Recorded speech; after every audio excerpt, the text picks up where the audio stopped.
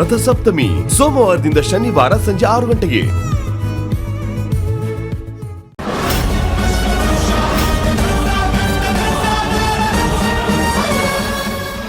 ಈಗ ಇಷ್ಟು ಜನರ ಮುಂದೆ ನಮ್ ಪೂರ್ತಿ ಮಾನಾನೇ ಹೋಯ್ತು.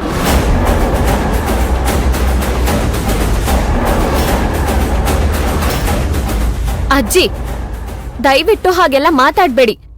ಯಾಕಮ್ಮ? ಅವಳಿಗೇನೋ ಅಂದ್ರೆ ನಿನಗ್ಯಾಕೆ ಚುರ್ರಂತಿದೆ?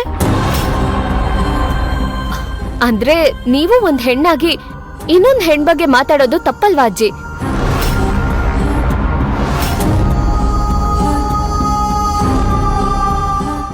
ನನ್ಗೆ ಈ ಮದ್ವೆ ಇಷ್ಟ ಇಲ್ಲ. ನನ್ನ ಹೊಟ್ಟೆಲಿರೋ ಮಗುಗೆ ಅಪ್ಪ ಅಥರ್ವ ಅಲ್ಲ, ಇದಕ್ ಕಾರಣ ಹರ್ಷ. ನಾನು ಅವನು ತುಂಬಾ ಪ್ರೀತಿ ಮಾಡ್ತಿದ್ವಿ.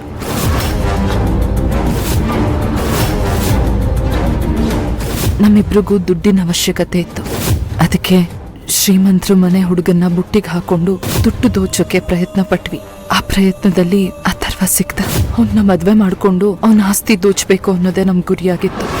ಆದ್ರೀಗ ನನ್ನ ಹೊಟ್ಟೆಲಿರೋ ಮಗುಗೆ ಇನ್ಯಾರನ್ನೋ ಅಪ್ಪ ಅಂತ ಕರ್ಸೋಕೆ ನನ್ ಮನ್ಸೊಪ್ತಿಲ್ಲ. ನನಗೆ ನನ್ನ ತಪ್ಪಿನ ಅರಿವಾಗಿದೆ.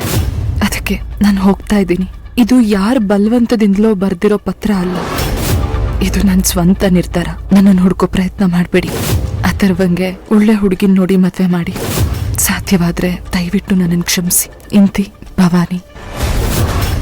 ನೋ, ಇಲ್ಲಮ್ಮ, ಇದನ್ನ ಭವಾನಿ ಬರ್ದಿರೋಕ್ ಸಾಧ್ಯ ಇಲ್ಲ. ಯಾರೋ ಬಲವಂತವಾಗಿ ಇದನ್ನ ಬರ್ಸಿದ್ದಾರೆ. ನನ್ ಭವಾನಿ ಇಲ್ಲೇ ಎಲ್ಲೋ ಇರ್ತಾಳಮ್ಮ. ನಾವು ಹುಡುಕ್ಸೋಣಮ್ಮ. ನಾನು ಹುಡುಕ್ಸ್ತೀನಿ.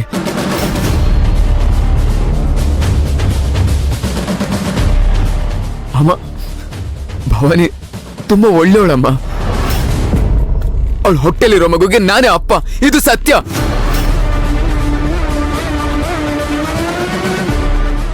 ಅಥರ್ವ, ಅವಳೇ ಆ ಪತ್ರದಲ್ಲಿ ಅಷ್ಟೊಂದು ಕ್ಲಿಯರ್ ಆಗಿ ಬರ್ದಿದ್ದಾಳೆ. ನನ್ ಮಗು ಅಪ್ಪ ಅದ್ಯಾರೋ ಹರ್ಷ ಅಂತ. ಇನ್ನೂ ನಿನಗೆ ಅವಳ ಮೇಲೆ ಕುರುಡು ಪ್ರೀತಿ ಏನೋ? ಇಲ್ಲ ಅಜ್ಜಿ, ನನ್ ಭವಾನಿ ಆ ತರದವಳಲ್ಲ.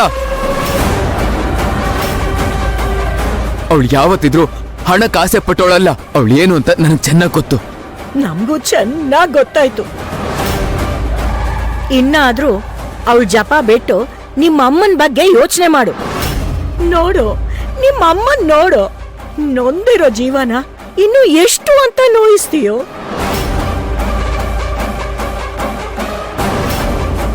ಇವಳು ಇಂಥವಳೆ ಅಂತ ನನಗ್ ಮೊದ್ಲೇ ಡೌಟ್ ಬಂದಿತ್ತು. ಆದ್ರೆ ನನ್ ಮಾತು ಯಾರು ಕೇಳ್ತಾರೆ ಈ ಮನೆಯಲ್ಲಿ ಅಂತ ನಾನ್ ಮೊದ್ಲೇ ಹೇಳಲಿಲ್ಲ. ತ್ರಿಲೋಚನ, ನೋಡಮ್ಮ, ಬಾಂಡ್ಲಿ ಕಾಯ್ದಿದೆ ಅಂತ ಒಗ್ಗರಣೆ ಹಾಕಕ್ ಹೋಗ್ಬೇಡ. ಸ್ವಲ್ಪ ಸುಮ್ಮನೆ ಇರೋ, ಏನಾಗಿದೆ ಅಂತ ನೋಡೋಣ. ವಸುಂಧ್ರ, ಇದ್ರಲ್ಲಿ ಯಾರ್ದೋ ಷಡ್ಯಂತ್ರ ಇದೆ ಅನ್ಸತ್ತೆ. ಭವಾನಿಗೆ ದುಡ್ಡು ಮೇಲೆ ಆಸೆ ಇದ್ದಿದ್ರೆ ಅವಳು ಯಾರನ್ ಬೇಕಾದ್ರೂ ಮದುವೆ ಆಗ್ಬೋದಾಗಿತ್ತು. ಅಥರ್ವ ಯಾಕಬೇಕು? ಹೌದು ಅಮ್ಮ, ಅಂಕಲ್ ಹೇಳ್ತಿರೋದು ನಿಜ.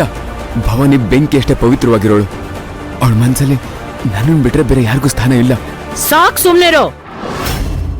ಈಗ್ಲೂ ನಿನಗೆ ಅವಳ ಬಗ್ಗೆನೇ ಯೋಚನೆನಾ? ನಿಮ್ಮ ಅಮ್ಮನ ಬಗ್ಗೆ ಸ್ವಲ್ಪನೂ ಯೋಚನೆ ಮಾಡಲ್ವಾ? ನೀನ್ ಇಷ್ಟಪಟ್ಟೆ ಅಂತ ನಮ್ ಸ್ಟೇಟಸ್ನು ಮರ್ತು ಈ ಹುಡುಗಿ ಜೊತೆ ಮದ್ವೆನ ನಿಶ್ಚಯ ಮಾಡಿದ್ಲು. ಆಮೇಲೆ ಆಕ್ಸಿಡೆಂಟ್ ಆಯ್ತು. ನಿಮ್ಮ ಅಮ್ಮನ್ ನೋಡು.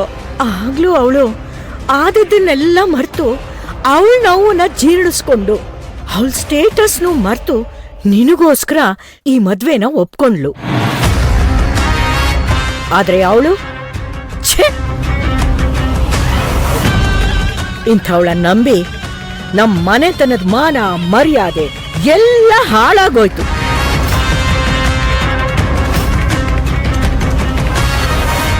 ಈ ಮದುವೆ ನಡಿಬಾರ್ದು ಅನ್ನೋದು ಆ ದೇವರದೇ ನಿರ್ಣಯ ಅಂತ ಅನ್ಸುತ್ತೆ. ಅದಕ್ಕೆ ಹೀಗೆಲ್ಲ ಆಗ್ತಾ ಇದೆ.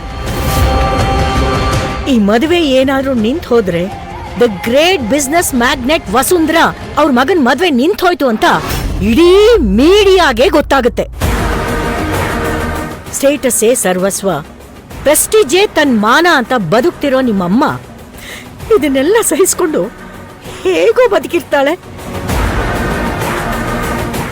ಎದೆ ಹಿಡ್ಕೊಂಡು ಪ್ರಾಣನೇ ಬಿಟ್ಬಿಡ್ತಾಳೆ ಅಷ್ಟೆ. ಪ್ರಾಣ ಯಾವಾಗ್ಲೂ ಹೊರಟೋಯ್ತಮ್ಮ. ಈಗ ನಿಂತಿರೋದು